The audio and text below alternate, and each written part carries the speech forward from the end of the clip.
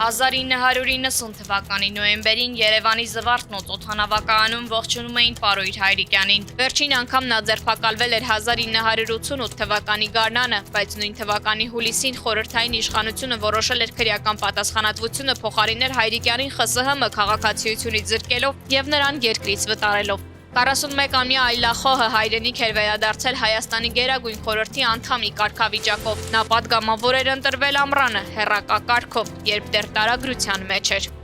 Վերադառնալուց անմիջապես հետո օդանավակայանում ողջունելով իր համախոհներին Պարույր Հայրիկյանը համագործակցության պատրաստակամություն էր հայտնում։ Շոշափելի ներդրումներ կարող եմ ունենալ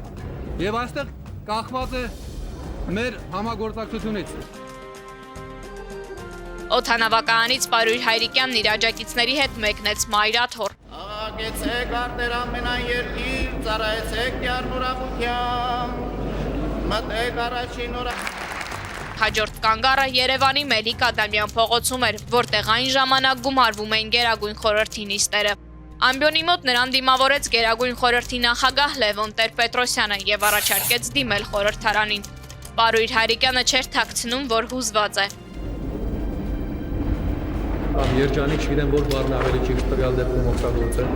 Մոտ 1 տարի անց Պարույր Հայրիկյանն ու Լևոն Տեր-Պետրոսյանը մրցակիցներ էին նախագահական առաջին ընտրություններում, իսկ 1992 թվականից հետո Հայրիկյանը իշխանությունների ամենակոշտ ընդդիմախոսներից էր եւ այդպիսին մնաց մինչեւ 1998 թվականի իշխանափոխությունը։